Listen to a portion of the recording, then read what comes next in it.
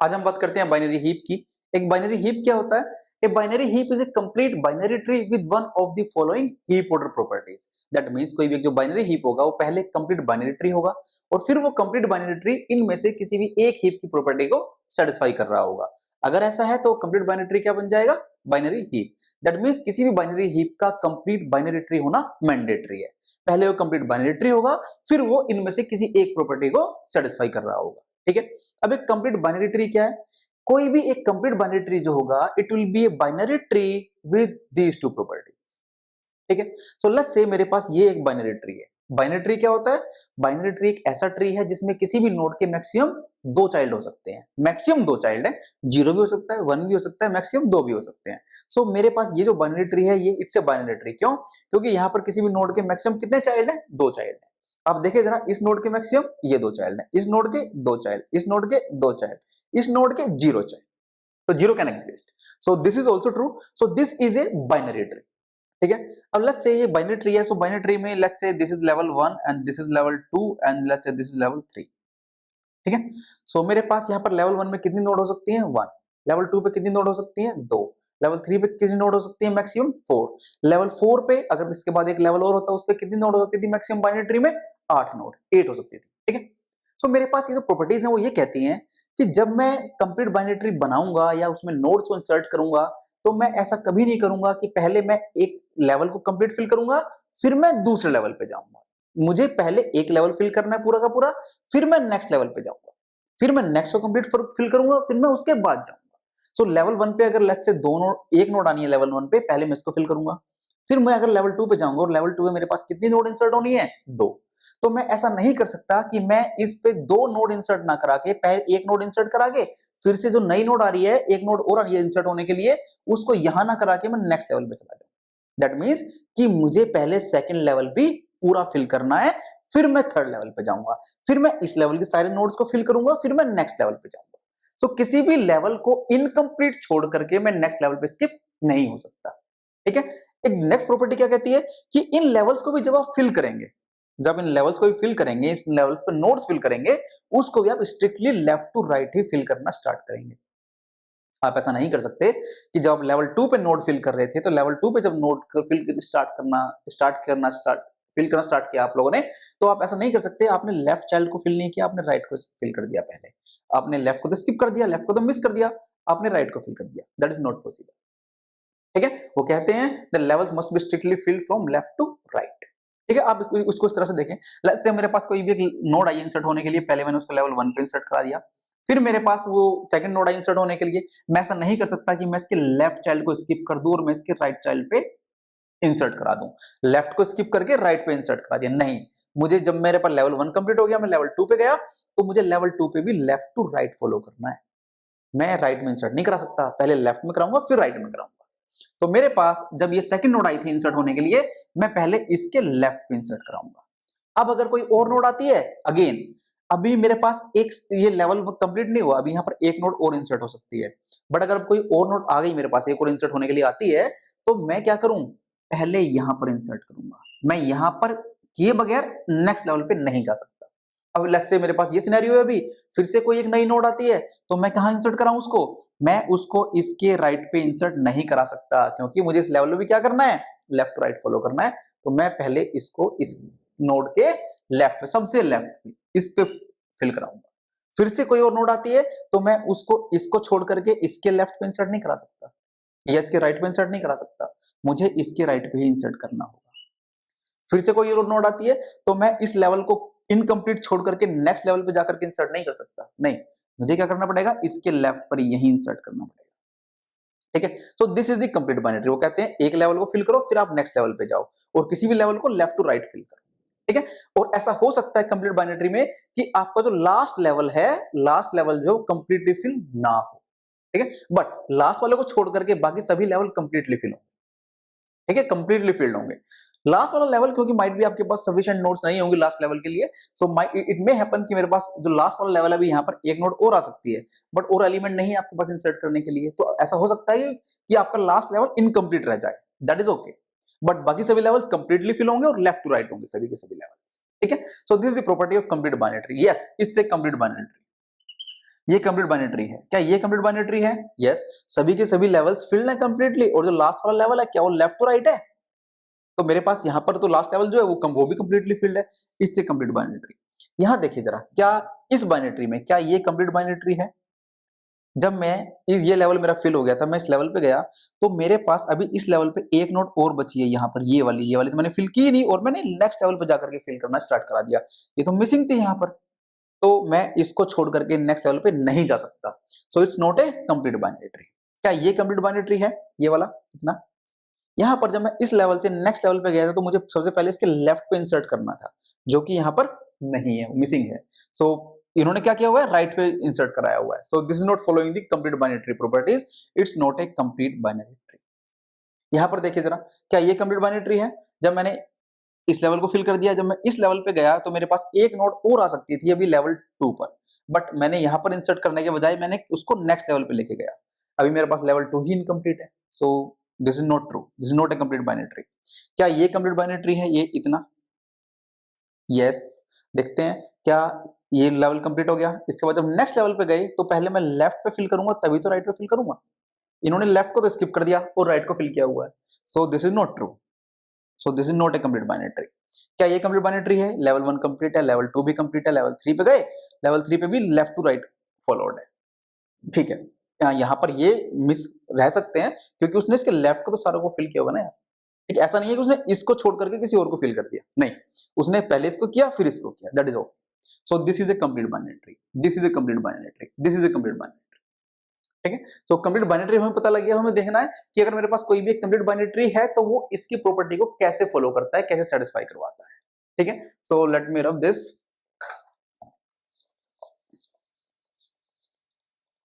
सो मेरे पास अगर कोई भी कंप्लीट बाइनरी ट्री है तो मुझे ये देखना है कि अब वो कंप्लीट बाइनरी ट्री जो है क्या वो किसी भी प्रॉपर्टी को सेटिस्फाई कर रहा है, इसमें से किसी एक प्रॉपर्टी को भी सेटिस्फाई कर रहा है। सो ये हमें देखना है। ठीक है, सो इसमें सबसे पहले फर्स्ट प्रॉपर्टी को देखते हैं, मिन हीप प्रॉपर्टी। मिन हीप प्रॉपर्टी क्या कहती है?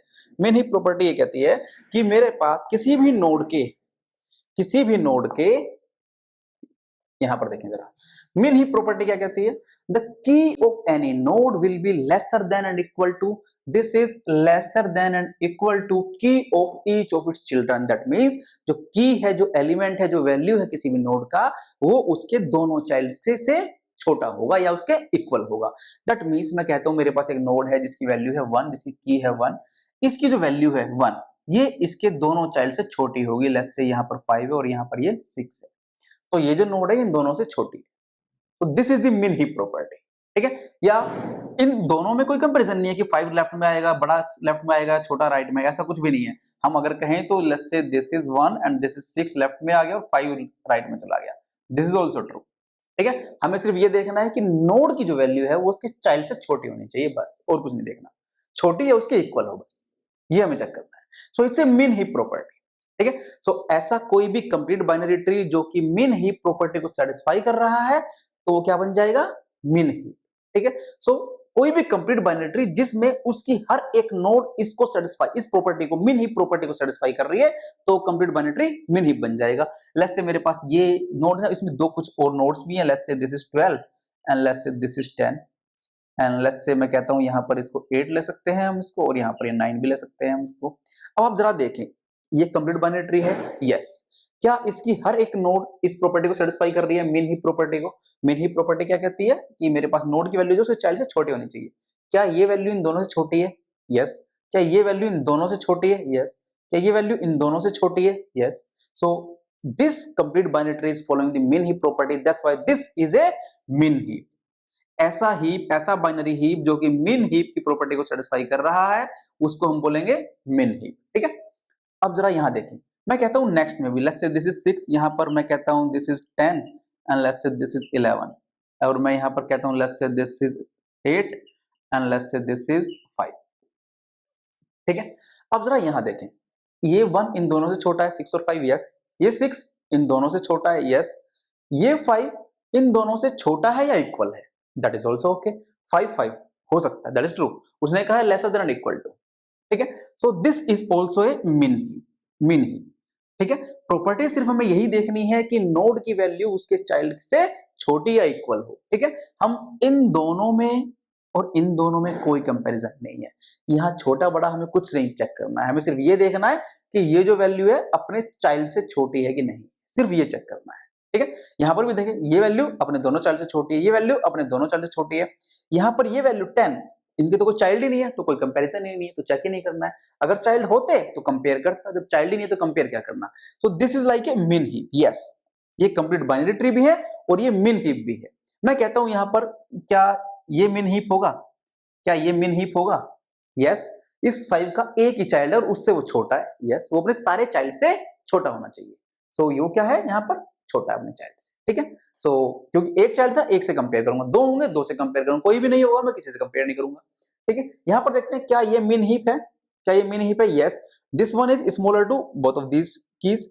यहाँ पर 3 जो है वो इन दोनों से भी छोटा है, 5 जो है वो इन दोनों से भी छोटा है और ये कंप्लीट बाइनरी ट्री भी है। So yes, it's a min heap, it's a min heap. ठीक है, so this is a min heap. सो यहाँ पर मुझे सिर्फ यही देखना, आपको लेफ्ट यहाँ पर छोटा है इधर बड़ा है, ये हमें चेक नहीं करना है, हमें सिर्फ इतना देखना है की वैल्यू अपने चाइल्ड से छोटी होनी चाहिए। सो this is a min heap property. Similarly there is a max heap property, there is a max heap property. Max heap property क्या कहती है कि मेरे पास किसी भी नोड की जो की है वो उसके सभी चाइल्ड से बड़ी या उसके इक्वल होनी चाहिए। ठीक है, लेट्स से मेरे पास यहाँ पर 15 है और इस 15 की 2 चाइल्ड हैं, let's say this is 12 and this is 13, this is 13।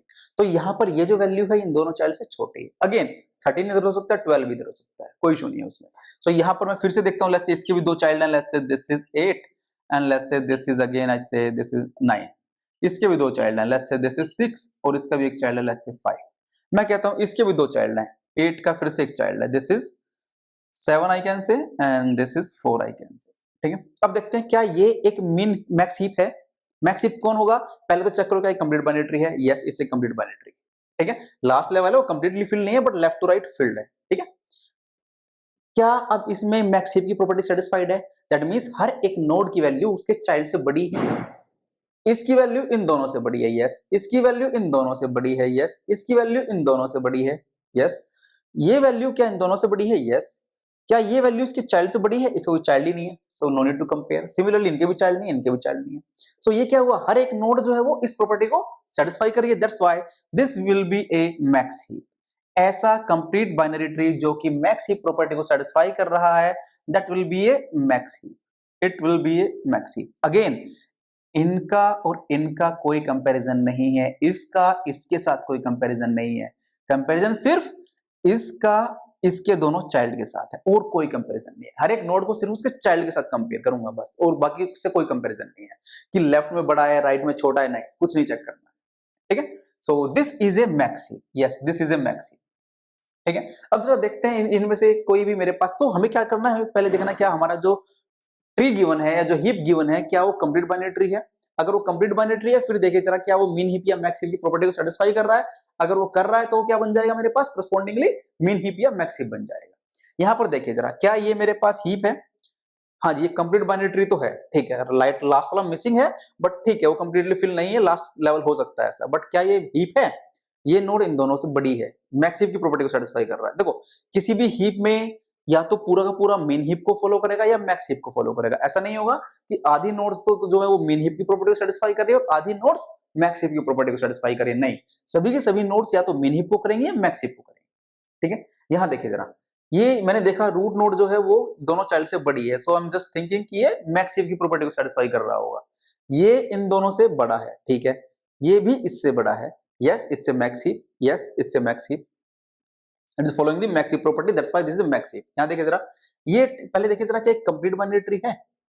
ये कंप्लीट बाइनरी ट्री नहीं है, क्यों? क्योंकि यहां पर पहले इसका लेफ्ट चाइल्ड फिल होता तभी तो राइट फिल होता, लेफ्ट तो है ही नहीं, ये तो मिसिंग है, तो ये तो कंप्लीट बाइनरी ट्री ही नहीं है। That's why it's not a heap.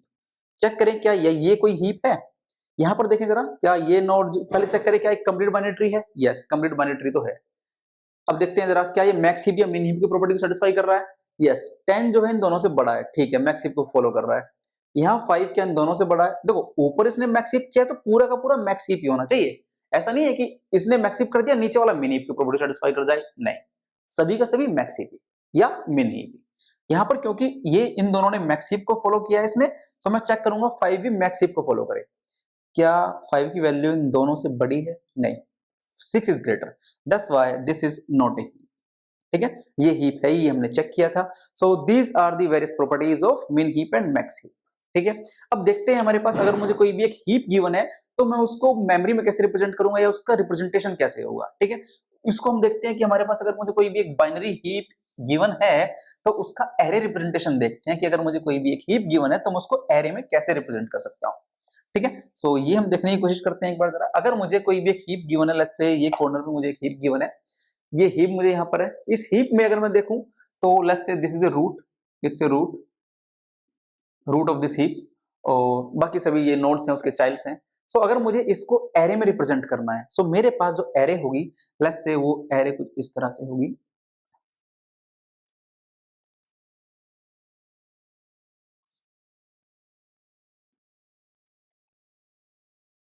और इस एरे के इंडेक्सेस जो है मैं एज्यूम कर रहा हूं, मैं 1 से स्टार्ट कर रहा हूं, 1 2 3 4 5 6 7 8 9। ऐसा नहीं है आप 0 से स्टार्ट नहीं कर सकते, आप 0 से भी स्टार्ट कर सकते हैं, it's all up to you. ठीक है, हम क्योंकि मैथमेटिकल कन्वेंशन के लिए हमारे पास मैथमेटिकली इजियर पड़ेगा कैलकुलेट करना, जो चीजें हम बताने वाले हैं, तो हमने इसको इंडेक्स जो है 1 से स्टार्ट किया है। बट ऐसा नहीं है कि आप 0 से नहीं कर सकते, 0 से भी कर सकते हैं। सो मेरे पास कोई भी जो एरे होगी corresponding to this binary heap, वो 1 से स्टार्ट हो रही है, और इस हीप का जो रूट है, root will be stored at the first index of this array, that means 5 आएगा यहां पर। उसके बाद नेक्स्ट लेवल का लेफ्ट चाइल्ड सेम जैसे फिल किया है, सेम मैनर में वो एरे में स्टोर होंगे। 5 फिर 10 फिर 8, फिर नेक्स्ट लेवल पे जाऊंगा लेफ्ट टू राइट, 12 11 14 13 फिर 22 43। सो this is something like 5 10 8 12 11 14 13 22 and 43। ठीक है, अगर मैंने किसी भी हीप को अपनी एरे में इस तरह से रिप्रेजेंट किया है और मुझे ये चेक करना है कि, और ये मुझे पता है हमेशा कि रूट इस एरे के स्टार्टिंग उस पर रूट स्टोर होगा मेरा हमेशा। सो मुझे अगर किसी तरह से ये फाइंड आउट करना है, मतलब से मुझे ट्री गिवन नहीं है, मुझे ये एरे गिवन है जो कि किसी हीप को रिप्रेजेंट कर रही है, मुझे ये पता है कि इस एरे में ये हीप स्टोर्ड है कोई। ठीक है, सो अगर ऐसा है तो मैं क्या कर सकता हूं, अगर मुझे किसी भी एलिमेंट का लेट्स से 12 का इंडेक्स पता है, दैट इज आई। अगर किसी भी एलिमेंट का मुझे पोजीशन पता है या इंडेक्स पता है, दैट इज आई, तो मैं उसका पेरेंट भी ढूंढ सकता हूं, मैं उसका लेफ्ट चाइल्ड और राइट चाइल्ड भी ढूंढ सकता हूं। कैसे कि अगर किसी भी नोड का, किसी भी एलिमेंट का पोजीशन आई है, so parent of this will be at I divide by 2 with a floor function. So इस इंडेक्स पे मुझे इस आई नोड का पेरेंट मिल जाएगा। इस आई नोड का जो लेफ्ट चाइल्ड मिलेगा वो मुझे ट्वाइस ऑफ आई के इंडेक्स पे मिलेगा, जो भी आई की वैल्यू है मल्टीप्लाइड बाई 2। जो मुझे इसका राइट चाइल्ड मिलेगा आई का, वो मिलेगा 2i प्लस 1 इंडेक्स पे, 2i प्लस 1 इंडेक्स पे। ठीक है, अब चाहे तो चेक भी कर सकते हैं। लेट्स से मेरे पास 12 है, इस 12 का मुझे जो इंडेक्स है i इक्वल टू 4। ठीक है, सो इसका पेरेंट मुझे कहां मिलना चाहिए, i बाई 2 पर, i by 2 with floor function. i कितना है, let's say this is 4 divide by 2 with floor is 2। सो अगर हम देखें इसका, तो मुझे इसका पेरेंट कहां मिलना चाहिए, सेकंड इंडेक्स पे। सेकंड इंडेक्स पे क्या है, 10। तो 12 का पेरेंट कौन है, 10। आप चाहे तो हीप में चेक कर सकते हैं, 12 का पेरेंट कौन है, 10। यस, यही था। इसका लेफ्ट चाइल्ड आप देख सकते हैं, लेफ्ट चाइल्ड मुझे इसका कहां मिलना चाहिए, इसका लेफ्ट चाइल्ड मुझे मिलना चाहिए आई है, सो आई 4 है तो twice of 4, 2 of I, 2 of I will be 2 into 4, that is 8th index पे। 8th इंडेक्स पे कौन है, 22। ये इसका लेफ्ट चाइल्ड है। इस 12 का लेफ्ट चाइल्ड कौन है, 22। चाहे तो आप हीप में भी चेक कर सकते हैं, 12 का लेफ्ट चाइल्ड कौन है, 22। Yes, this is true, so this is okay. इसका राइट चाइल्ड कहां मिलना चाहिए, 2i प्लस 1 पर, सो दिस इज 9। सो 9 पे कौन है, 43। यस, 12 का जो राइट चाइल्ड है वो 43 है, दैट इज ट्रू। ठीक है, अब चाहे तो किसी और का भी देख सकते हैं। Let's say i equal to 5, i आपको 5 गिवन है, आपको इसका पेरेंट फाइंड आउट करना है। ठीक है, सो i का पेरेंट देखना है। सो पेरेंट कहां मिलेगा, i divide by 2 with a floor function. 5 divide by 2 with floor, this is 2.5 with floor 2 equal. ठीक है, सो इसका i कौन है, 5। सो 5 इसकी बात हो रही है, 11 का पेरेंट ढूंढना है, कहां मिलना चाहिए, 2 इंडेक्स पे। 2 पे कौन है, 10। सो पेरेंट ऑफ 11 इज 10। आप जरा देखें क्या 11 का पेरेंट 10 है, yes, that is true. So similarly हम इसका लेफ्ट चाइल्ड चाहिए, वो मैं ट्वाइस ऑफ i पे निकाल लूंगा, राइट चाइल्ड चाहिए ट्वाइस ऑफ i प्लस 1 पे निकाल लूंगा। ठीक है। सो लाइकवाइज अगर मुझे कोई भी एक, अगर आपको ट्री ना दे करके, हीप ना दे करके आपको एक एरे दे दिया जाए और आपसे कहा जाए कि जो एरे है ये किसी बाइनरी हीप को रिप्रेजेंट कर रही है, तो आप यहां से इसकी किसी भी नोड का लेफ्ट चाइल्ड, राइट चाइल्ड और उसका पेरेंट फाइंड आउट कर सकते हैं। दैट मींस अगर आपको एरे भी गिवन है आप उसका हीप भी कंस्ट्रक्ट कर सकते हैं, या हीप गिवन है आप उसको एरे में स्टोर करवा सकते हैं। ठीक है। सो अगर मुझे एरे गिवन है, बाय फॉलोइंग दीज पॉइंट्स मैं उसके लेफ्ट चाइल्ड, किसी भी नोड के लेफ्ट चाइल्ड, राइट चाइल्ड, उसके पेरेंट फाइंड आउट कर सकता हूं।